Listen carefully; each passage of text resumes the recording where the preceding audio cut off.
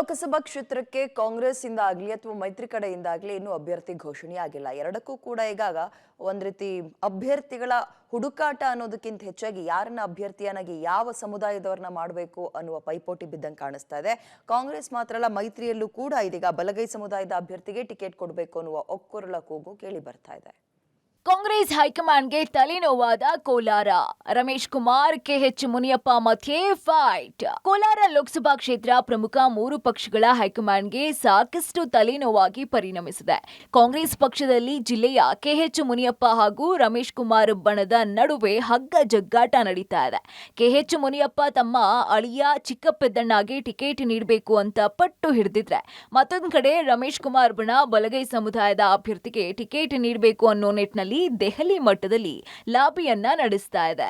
ವಿಶೇಷವಾಗಿ ಕೋಲಾರ ಜಿಲ್ಲೆಯಲ್ಲಿ ವಿಶೇಷವಾಗಿ ಅತಿ ಹೆಚ್ಚಿನ ಪರಿಶಿಷ್ಟ ಜಾತಿ ಸಮುದಾಯ ಇರ್ತಕ್ಕಂಥ ಈ ಜಿಲ್ಲೆ, ಈ ಕ್ಷೇತ್ರದಲ್ಲಿ ಇದೊಂದು ಅವಕಾಶ ಕೊಡಬೇಕು. ಈ ಪೂರ್ವಕವಾಗಿ ನಾನು ಈಗಾಗಲೇ ನಮ್ಮ ಡಿ ಕೆ ಶಿವಕುಮಾರ್ ಅವರ ಹತ್ರ ಆಗಲಿ, ಮತ್ತು ಡಾಕ್ಟರ್ ಜಿ ಪರಮೇಶ್ವರ್ ಹತ್ರ, ಮತ್ತು ನಮ್ಮ ಸಿದ್ದರಾಮಯ್ಯ ಅವರ ಹತ್ರ, ವಿಶೇಷವಾಗಿ ಕೆ ಎಚ್ ಮುನಿಯಪ್ಪರ ಹತ್ರ ನಾನು 1 ಗಂಟೆ ಕಾಲ ಮಾತಾಡಿ, ದಯಮಾಡಿ ತಾವು ಮನಸ್ಸು ಮಾಡಿ ಈ ಸಾರಿ ಈ ಸಮುದಾಯಕ್ಕೆ ಅವಕಾಶ ಮಾಡಿ, ತಮಗೆ ಒಳ್ಳೆಯ ಹೆಸರು ಬರ್ತದೆ ಅಂತೂ ಕೂಡ ಅವರಲ್ಲಿ ಮನೆ ಮಾಡಿ. ಈಗಾಗಲೇ ಕೂಡ ನನಗೆ ಕಳೆದ ಒಂದು 6-7 ದಿವಸಗಳ ಹಿಂದೆ ನಮ್ಮ ಮಾಜಿ ಸಂಸದರಾಗಿರ್ತಕ್ಕಂಥ ಮುನ್ಸಮ್ಮಣ್ಣವರು ಕೂಡ ನನ್ನ ಜೊತೆ ಮಾತಾಡಿದ್ದಾರೆ ಫೋನ್ ಮುಖಾಂತರ. ಯಾರೇ ಬಂದ್ರು ಕೂಡ ಬಹುಶಃ ನಿಮಗೆ ಬಂದ್ರೆ ನಾನು ಮನಸ್ಫೂರ್ತಿ ಕೆಲಸ ಮಾಡ್ತೀನಿ, ನನಗೆ ಬಂದ್ರೆ ನೀವು ಮನಸ್ಫೂರ್ತಿ ಕೆಲಸ ಮಾಡಬೇಕು, ನಾವಿಬ್ರು ಅನನ್ಯವಾಗಿರ್ಬೇಕು ಅಂತ ಕೂಡ ಸಹ ಇಬ್ಬರು ಮಾತಲ್ಲಿ ಕೂಡ ಆಗಿದೆ. ಸೊ ಅದರಿಂದ ಮುನ್ಸಮ್ಮಣ್ಣರು ಕೂಡ ಮುಂದಿನ ದಿವಸದಲ್ಲಿ ಅವರೇ ನಿಂತು ಗೆಲ್ಸ್ಕೊಂಡ್ಬರ್ತಕ್ಕಂಥ ಸೂಚನೆ ಕೂಡ ನಮಗೆ ಇದೆ. ಇನ್ನು ಮೈತ್ರಿಯಲ್ಲೂ ಕೂಡ ಬಲಗೈ ಸಮುದಾಯದ ಅಭ್ಯರ್ಥಿಗೆ ಟಿಕೆಟ್ ನೀಡಬೇಕು ಅಂತ ಈಗಾಗಲೇ ಸಾಕಷ್ಟು ಒತ್ತಡಗಳು ಬರ್ತಿದೆ. ಇದೇ ಬೆನ್ನಲ್ಲೇ ಮಾಜಿ ವಿಧಾನ ಪರಿಷತ್ ಸದಸ್ಯ ಡಿಎಸ್ ವೀರಯ್ಯ ಅವರು ಕೂಡ ಈಗಾಗಲೇ ಕೋಲಾರ ಲೋಕಸಭಾ ಕ್ಷೇತ್ರದಲ್ಲಿ ತಾನು 2 ಬಾರಿ ಸ್ಪರ್ಧೆ ಮಾಡಿ ಕಡಿಮೆ ಅಂತರದಿಂದ ಸೋಲನ್ನ ಕಂಡಿದ್ದೀನಿ, ಈ ಬಾರಿ ನನಗೆ ಮೈತ್ರಿ ಅಭ್ಯರ್ಥಿಯಾಗಿ ಅವಕಾಶ ಕೊಟ್ರೆ ನಾನು ಕೂಡ ಸ್ಪರ್ಧೆ ಮಾಡೋದಕ್ಕೆ ಸಿದ್ಧ ಇದ್ದೀನಿ ಅಂತ ತಿಳಿಸಿದ್ದಾರೆ. ಎರಡೂ ಪಕ್ಷಗಳು ನನ್ನನ್ನು ಒಂದು ಅವಕಾಶ ಕೊಟ್ಟರೆ ಮತ್ತೊಮ್ಮೆ ಕೋಲಾರದ ಜನರ ಆಶೀರ್ವಾದ ಪಡೆಯೋದಕ್ಕೆ ಹೋಗಬೇಕು.